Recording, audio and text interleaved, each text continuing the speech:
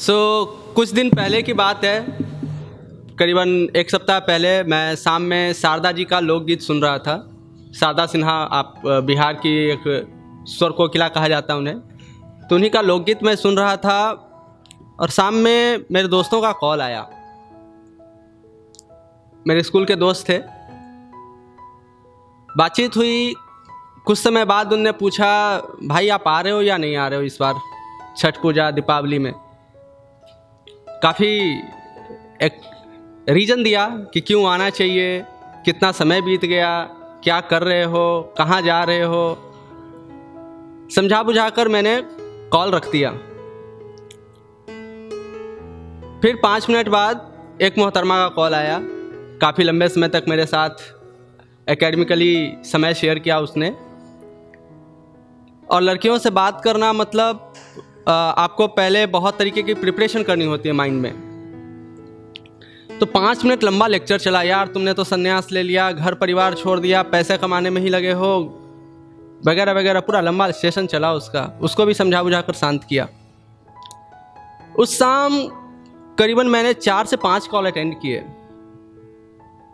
सब में एक चीज़ कॉमन था, सब लोग मुझे मेरे ही घर, मेरे ही शहर में आने का निमंत्रण दे रहे थे। और मैं बताना बहुत कुछ चाहता था कि मैं फील कर सकता हूँ इस मोमेंट को, क्या मैं मिस करने जा रहा हूँ। उन्हें बताना चाहता था कि आईआईटी का कैंपस कितना भी बड़ा हो, मेरे उस आदर्श विकास स्कूल से बड़ा नहीं हो सकता। चेन्नई का आईटीसी ग्रांड चोला में मेरा कितना भी बेहतर समय बीता हो, लेकिन मज़ा मुझे उसी पूजा स्वीट और शीतल छाया रेस्टोरेंट में आया था। मगर मैं बोल नहीं पाया। अंदर भावनाओं का उफान चल रहा था, आंखों तक आ रहे थे, लेकिन डेडलाइन, पैसा, शोहरत का गुरुत्वाकर्षण उसे वापस खींच लेता था। मानो समझ नहीं आ रहा था वक्त ने कब करवट ली और मैं अपने ही घर और शहर का मेहमान बन चुका था।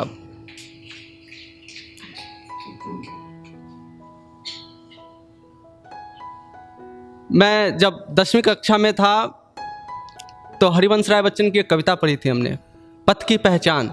आज भी उस कविता को अपने दिल में बहुत इज्जत से दोहराता रहता हूँ।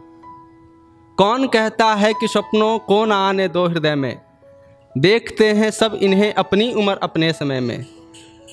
और तू कर यत्न भी तो मिल नहीं सकती सफलता, ये उदय होते लिए कुछ धैर्य नैनों के निलय में। किंतु जग के पंथ पर यदि सत्य दो तो सत्य 200, स्वप्न पर ही मुग्ध मत हो, सत्य का भी ज्ञान कर ले। पूर्व चलने के बटोही बाट की पहचान कर ले। तो सवाल उठता है, मैं उसी शहर में निमंत्रण पा रहा था जिसकी गलियों में कभी दौड़ा करता था, जहां मैंने जीवन जीना सीखा, जहां मुझे जिंदगी के अजीज दोस्त मिले। जब सब कुछ सही था तो क्या उस शहर को छोड़ना जरूरी था? दोस्तों, मैं देश के उस प्रांत से आता हूं जिसे कुदरत ने गंगा दिया है, और उसी गंगा के तट पे बसा है छोटा सा शहर पटना। शहर भले ही छोटा है, लेकिन सपने शहर की आकार देखकर नहीं आते, वो तो दिल में पनपते हैं। मैं भी उन गलियों में दौरा करता था और हमारे उम्र के सब बच्चे उन्हीं संजय भैया, संतोष भैया, पायल दीदी को देखते हुए बड़े हुए थे, जो देश के दूसरे बड़े बड़े शहरों में रहकर पढ़ाई करते थे, कोई जॉब करते थे, कोई एनआईटी में थे, कोई एम्स में थे। उस वक्त समझ में नहीं आता था एनआईटी क्या है, एम्स क्या है, इंजीनियरिंग क्या है, मेडिकल क्या है। बस जब वो आते थे उनकी बातों को लोग बहुत गौर से सुनते थे। उनके पास कई सारी कहानियाँ होती थी बताने को। बताते थे वो शहर कितना बड़ा है, समुद्र कैसा होता है, लहरें कैसी होती हैं, जिसे हम सिर्फ किताबों में पढ़ रहे थे उस वक्त। इंटरनेट तो था नहीं। बस दिल में अरमान जगते थे, शायद कभी उन शहरों में मैं भी जा पाऊं, मैं भी देखूं वो समुंदर कैसा होता है, वो लहरें कैसी होती हैं। और उन लम्हों में ही अंदर ही कहीं ना कहीं ये सपना आ गया, कुछ तो करना है साहब, ज़िंदगी में कभी ना कभी तो उन जगहों पे जाना है। और फिर वहीं से कारवां शुरू हुआ। वहीं से मैंने सोचा एक अच्छा इंसान बनो, पढ़ो लिखो, दुनिया घूमो और वापस इसी समाज में फिर इन्हीं लोगों के बीच आकर इनकी मदद करो।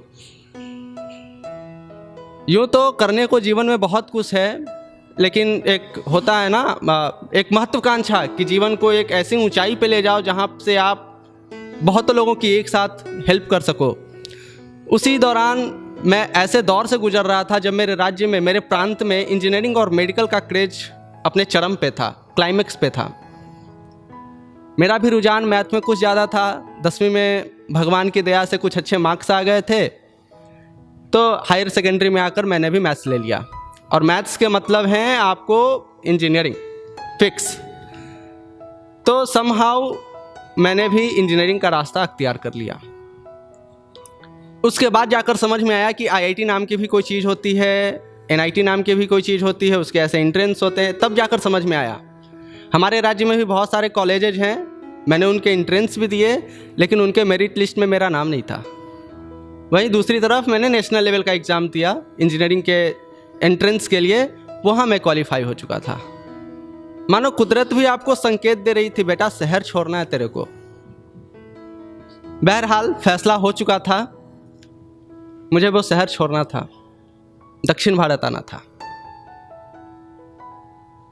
तैयारी हो चुकी थी, चल पड़ा उस गंगा के तट को छोड़कर समुद्र के किनारे। अब दिल बहुत खुश था, दिमाग बहुत खुश था, अंदर कहीं ना कहीं उदासी थी। उदासी इस बात की थी कि साहब हो भी क्यों ना 10 मिनट में किसी लड़की से बात करो, शिद्दत वाली मोहब्बत हो जाती है। मैंने तो किसी के आंचल में 17 साल बिताए थे, मैंने किसी की हवा में सांस लिया था, किसी के नाम को अपने साथ हमेशा के लिए जोड़ लिया था। आज वो शहर छूट रहा था मुझसे, वो घर छूट रहा था मुझसे, उदास तो होना ही था। दक्षिण भारत आया, परिस्थितियों के साथ तालमेल बिठाया। जिन दोस्तों के साथ कभी दिन भर मटर गश्ती करते थे, आज उनसे सिर्फ बात होती थी। पर्व त्योहार की तस्वीरें आती थी मोबाइल पर। सब कुछ था मेरे पास, परिवार नहीं था, शहर नहीं था, दोस्त नहीं था। छठ हो, दीपावली हो, होली हो, दुर्गा पूजा हो, सब इंटरनेट पे था, साथ में कुछ नहीं था। बेशक आज मैं जहां हूं, मुझे उसी शहर और वहां के लोगों ने यहां तक पहुंचाया है। मेरे बचपन की महत्वाकांक्षा ने आज मुझे अपने घर से, अपने शहर से हजारों किलोमीटर दूर लाकर यहां खड़ा किया। और मेरे जैसे न जाने कितने लोग हैं इस भारत में जो बचपन के देखे हुए सपनों को मुकम्मल करने के लिए हर दिन एक जगह से दूसरे जगह, एक छत से दूसरे छत, बंजारा की ज़िंदगी जी रहे हैं, अपना बसेरा खोज रहे हैं। बहरहाल जवाब मेरे पास उस वक्त भी नहीं था और आज भी नहीं है, और शायद आपके पास भी ना हो। घर छोड़ना ज़रूरी था क्या?